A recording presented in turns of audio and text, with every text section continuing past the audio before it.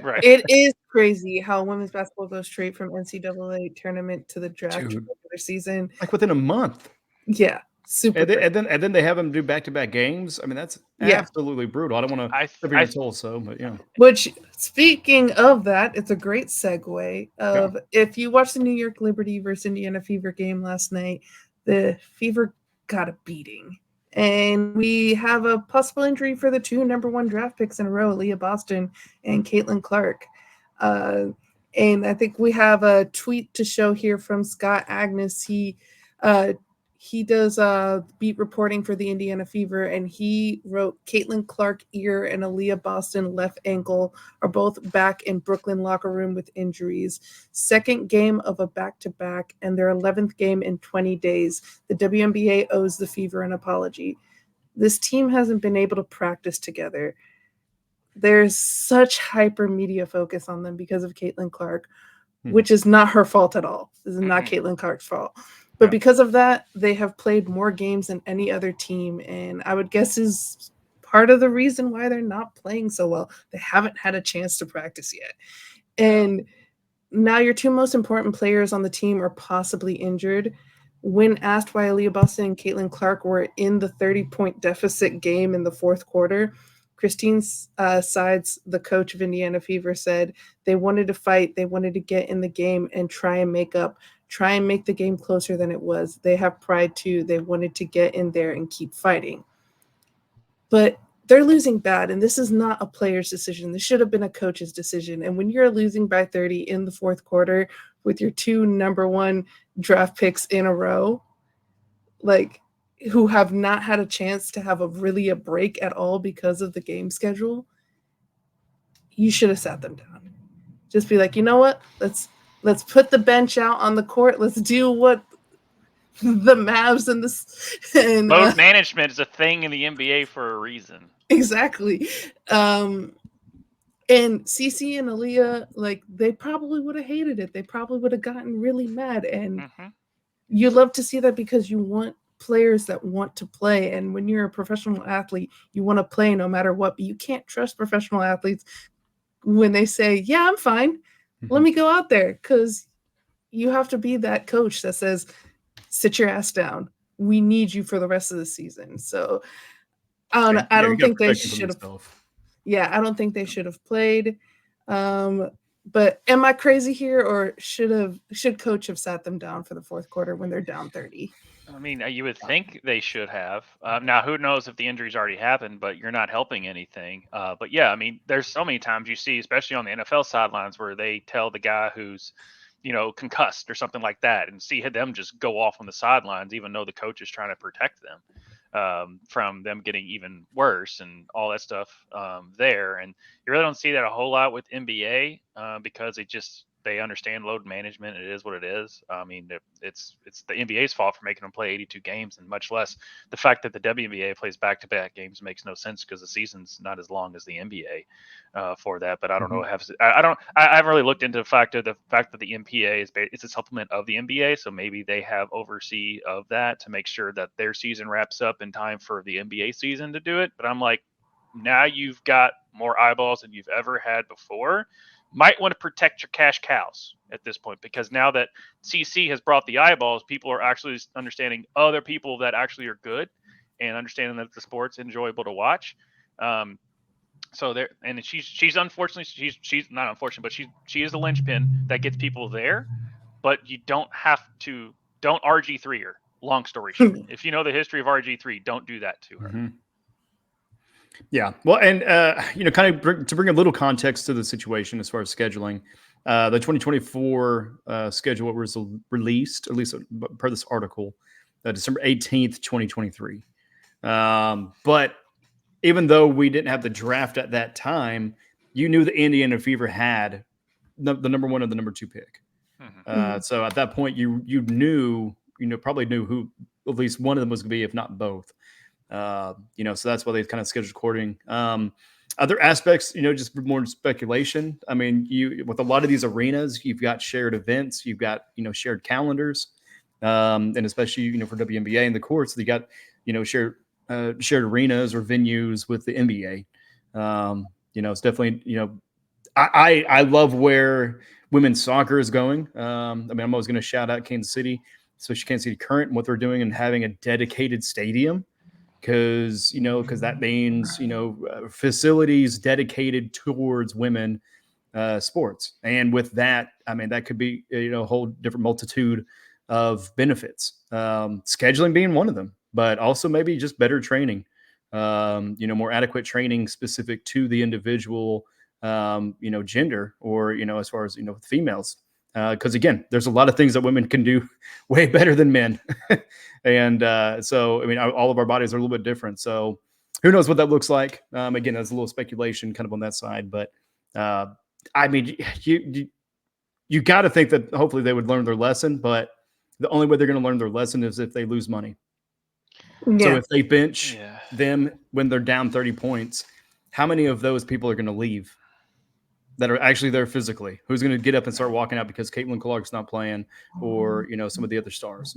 And then especially the easier number to track, and honestly, it's the easier decision, is whenever a game's a blowout. Period. Like, then people are going to start changing the channel, right? I mean, we start, but right now we got playoff everything going on. Yeah. So, okay, well, cool. Well, I guess they're down 30. This person about got hurt. Okay, I'm switching. I'm out. Watching, baseball coming up. I'm watching playoff hockey, playoff NBA. We also got soccer coming up here too. So, anyways, I feel like I'm kind of rambling at this point, but just kind of some of the context. But I just think until it hits the pocketbook, we're probably not going to see a whole lot of change.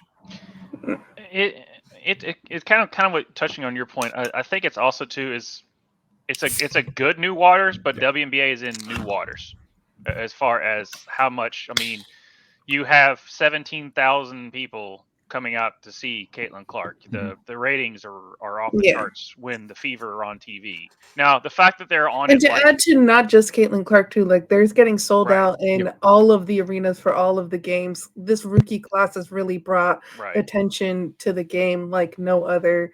That includes Cam Brink, Angel Reese, all of them. Yeah, Cam Brink. Very true. Cam Brink. She's really good. Anyway, and then what's the girl from South Carolina? Camila Cardoso. Yeah, Camila Cardoso and stuff so like that. They're so good. But yes, this CC just end up bringing the eyeballs, but but then they're going to realize who the rest of the girls are, and it's going to make them stay. But the thing is again, I think they're just in new waters of, I think we're going to get this, and then they're getting it, and then it's staying. Because you're going to get that splash of like everyone's going to watch because it's Caitlin Clark in the WNBA, and then they're going to leech on to Taurasi talking to just being Taurasi. That's who Taurasi is, and they're like, oh, why are you doubting her? So then you're going to watch, right? You got to keep them there. It's one thing. Asia, like, Asia, right? Like, Asia Wilson. Asia Wilson has a statue in South Carolina, guys. Okay, she's not like she just decided to play basketball yesterday. All right, but it's just a fact of like, I think the WNBA is in new waters of where they're at, and they're afraid to lose it. And it's just that weird thing of, if you really, how you're going to lose it, ruining the people the girls that are keeping it there and their new crop, and don't ruin your new crop. Yeah, with ear injuries. Ear injuries, right? Put tubes in her ear. Put her back out there. Like, what are we doing? Yeah, the more important. Tinnitus. Obviously ear. We're probably going to see Caitlin Clark back out there. The one I'm most worried about is Aliyah Boston, especially if we go to the actual big game that everyone's talking about. They won one. Yeah, Indiana Fever beat the Chicago Sky 71-70. Before we get into what everything else. Oh, is this okay? My bad. Yeah, what everyone else talking about online. I want to give Aliyah Boston and Camila Cardoso their flowers. It was Camila's first game, and she played great. Love seeing her guard Aliyah, her fellow Gamecock, and I'm excited to see her team learn to play with her size, because she's one tall woman. Like, literally, they were talking about in practice that they have to throw farther up than they think because of how tall she is. She's like 6'7", 6'8".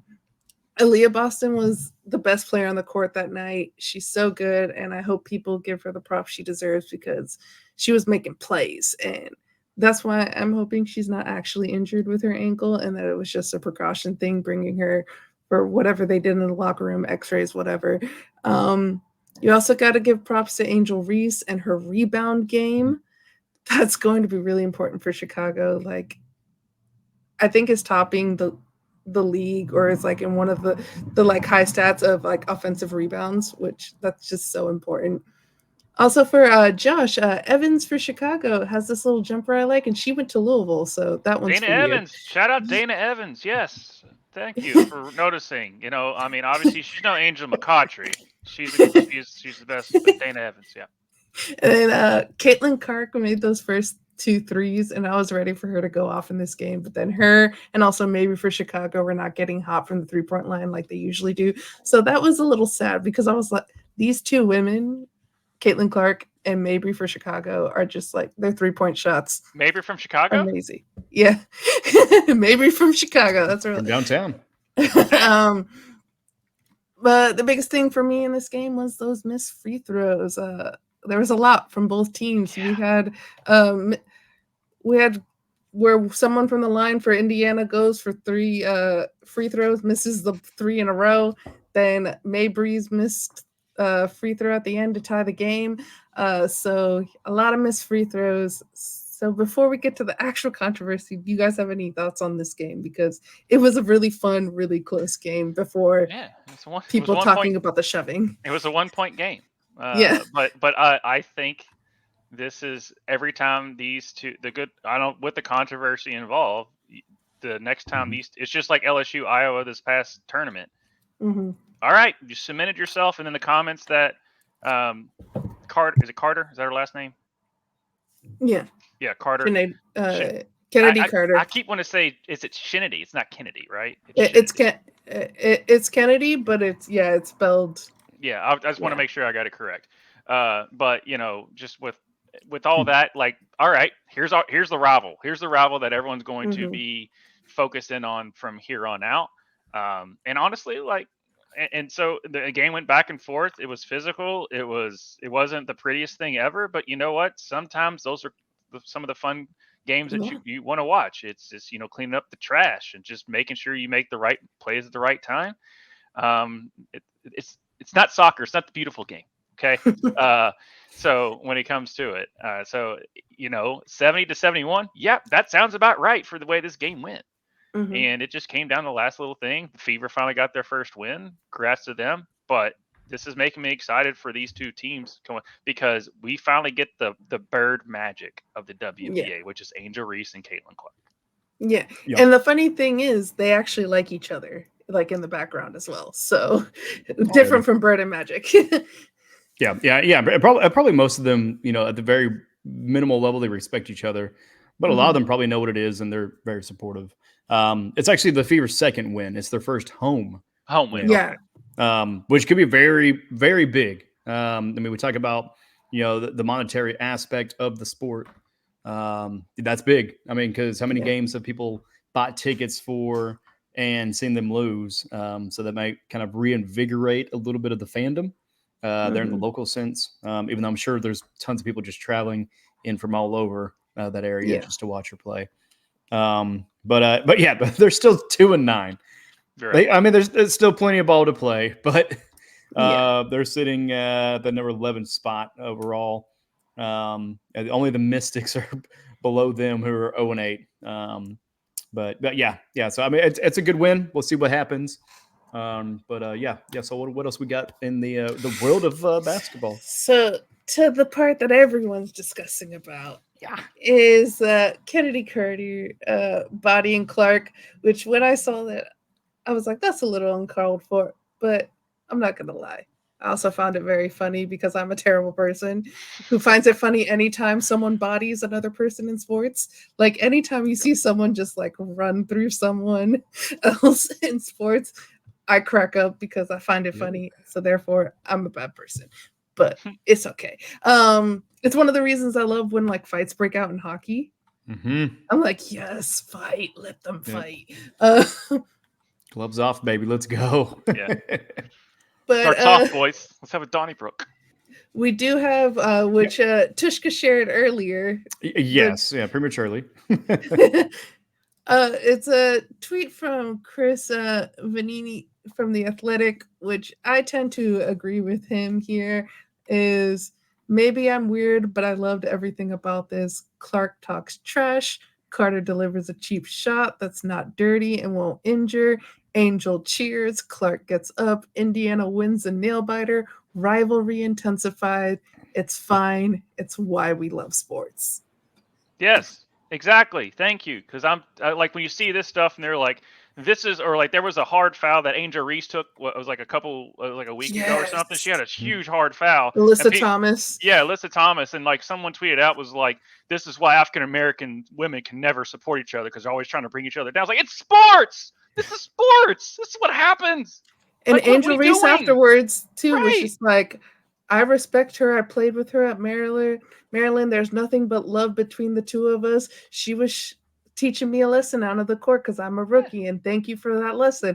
I got up and I continued to play because they're not supposed to be nice to me. They're playing against me. Right. So like, it's it's a welcome.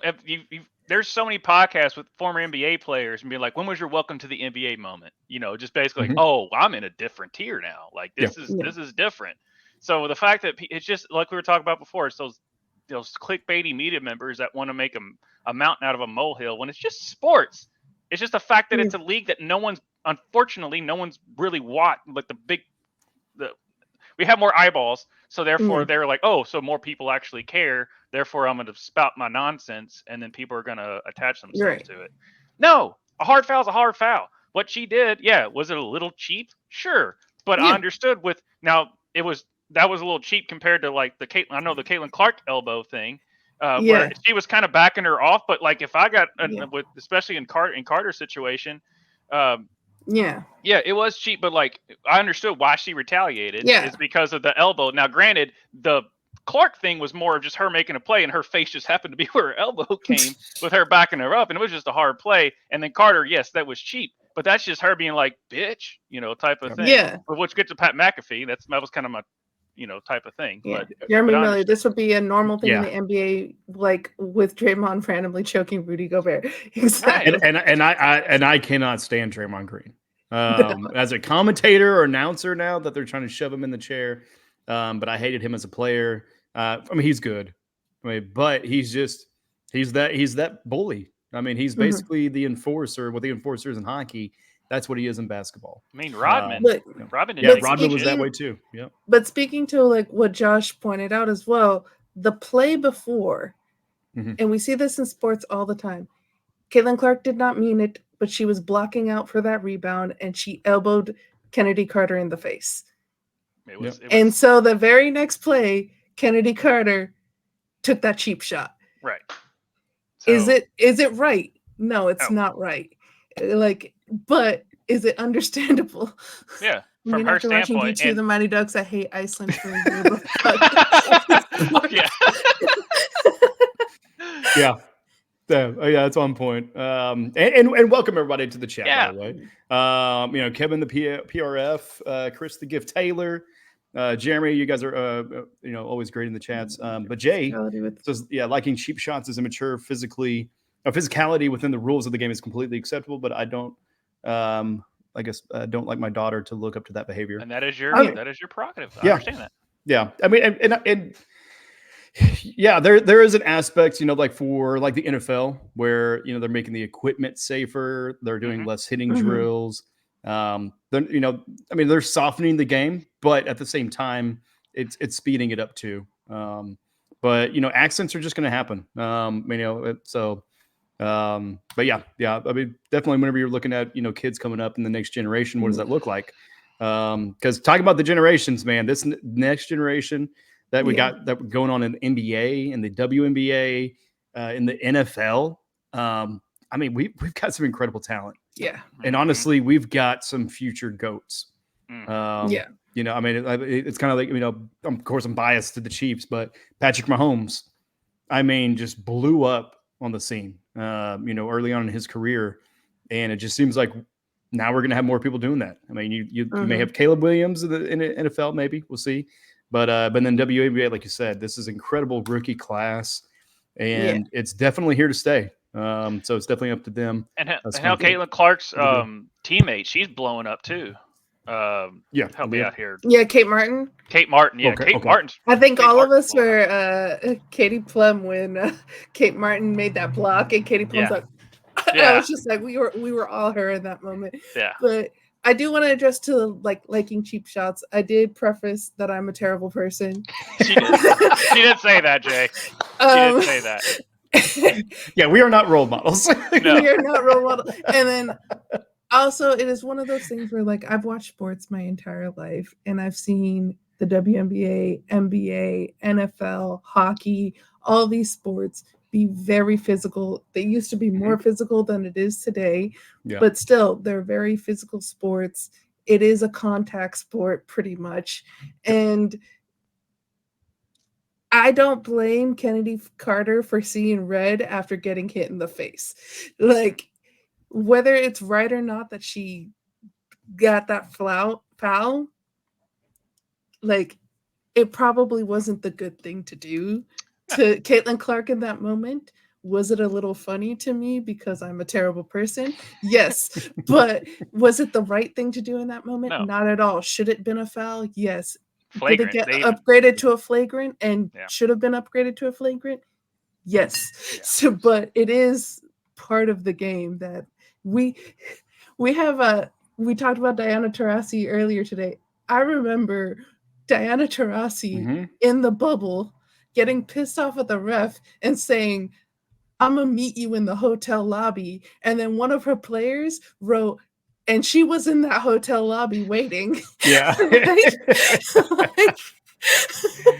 Yeah. Yeah. I mean, had to sneak the refs outside the window. No, I was kidding.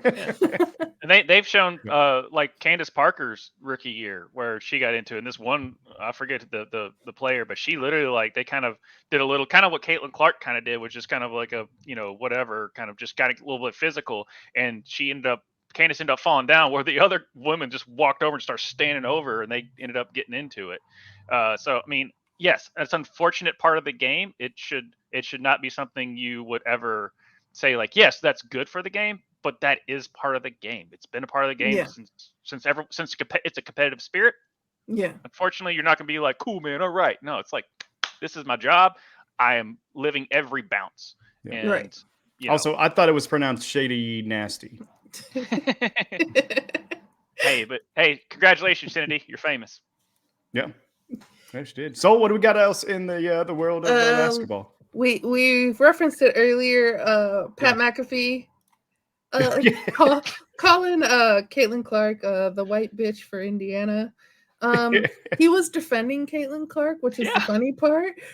Yeah. But calling any female athlete a bitch is unacceptable, especially on live TV. It's not proper sports analysis. And not a single person in that room stopped him or said anything to combat what he said. There was even a few yeps after he said the white bitch. But also it's in the first hour, so they're actually not on TV. They're on a YouTube during that time. But yeah, still, just I mean, your platform is growing. There is an increasing responsibility. Yeah. To be mindful of your words. He does say what quite a bit. And it's usually because they got a couple of black guests there. And that's just kind of like how they're kind of exactly and so so that's where he kind of jokes about white people oh man, hey, he's a good white, he's actually a good player kind of thing. But yeah, to say white bitch, it's he's gonna hear about that one for sure. The only person you can call a white bitch is Mabry. Yeah. On this YouTube channel, but I mean, I'm a white bitch too, though. No. I'm a pale bitch. There's a difference, okay? Let's be correct. If you're, and I was referring to how Chennedy was reacting to Caitlin Clark elbowing her in the face. I was not actually calling her that individually, Pat McAfee was. There we go. No, don't you take that. You take that weird. You take that weird tan thing off of me right now. All right. But when he called her that, when I saw the video, I was like, this is honestly why I'm not trusting these men who have never really watched the game before. I don't trust them because they keep, and this is the same with Stephen A. Smith, who yeah, there's times when he's entertaining. There's times when you hate him. He's Stephen A. And that's who he is. But Monica Nutt, when she said, respectfully, with your platform, you could have been doing this 3 years ago if you wanted to, I was just like, yes, girl, call him out, because all of a sudden he's talking about the W now and pretending like he's been talking about the W the whole time when he hasn't been. Yeah. Well, it is Indiana. Well, that's kind of his home place too. Yeah, I think he got I'm too talking full Stephen of A. Smith. Yeah, Stephen A. Stephen A. Yeah. So the difference between the two, and the way I see it, is Stephen A. loves himself some Stephen A.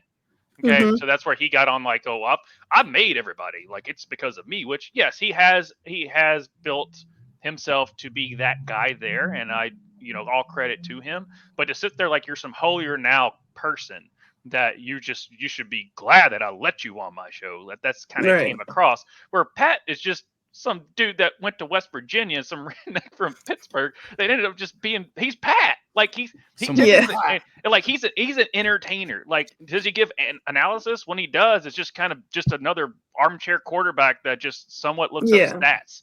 So for him to, it's surprising it's lasted this long before he got flagged for something, honestly, for how he is. Whereas Stephen A. Smith, they're both wrong, but Stephen A. just was more of an ego thing. Yeah. Whereas 100%. Pat was just making a dumb mistake, which is, they're still both wrong, but that's how I felt it. I mean, low key, it's a good show to end on, I guess. When I watched it, at first, I was just like, the fuck? And like was mad about it. And then now you think about it when you're just like, why? And then the memes on Twitter, which are just and rightfully so, getting roasted. Bitch. Right. It was so good. But yeah, I would like these men to, uplift reporters that have been watching the WNBA, and uplift women, even if they're male reporters, if they've been watching the game and know the game, and like to have them speak on it and kind of teach them a little bit more about the women's game. I wish too, but I also know that they're trying to get ratings. Yeah. And so, I mean, you can still talk about CC, but just do it in a better way, please. Please and thank you. Please and thank you. Like, even when you're defending her, like, fucking white bitch. Like, right. No, it's like, like if you read that in a court of law, it's like, he was defending her. Really? Allegedly. Oh yeah. Well, that's the thing where that was like one of his shirts when he played for him. He used to kick her and got too drunk and dove into the river and got arrested. In this mugshot, and it comes out with allegedly. Like, they sold shirts with McAfee's face on it. Yeah. But yeah, Stephen A. has talked about the WNBA before, but not at this level. You're correct, Jeremy. That segment went on for 40 minutes today. Yeah. As has this segment. Yeah. The basketball. We knew it was going to be.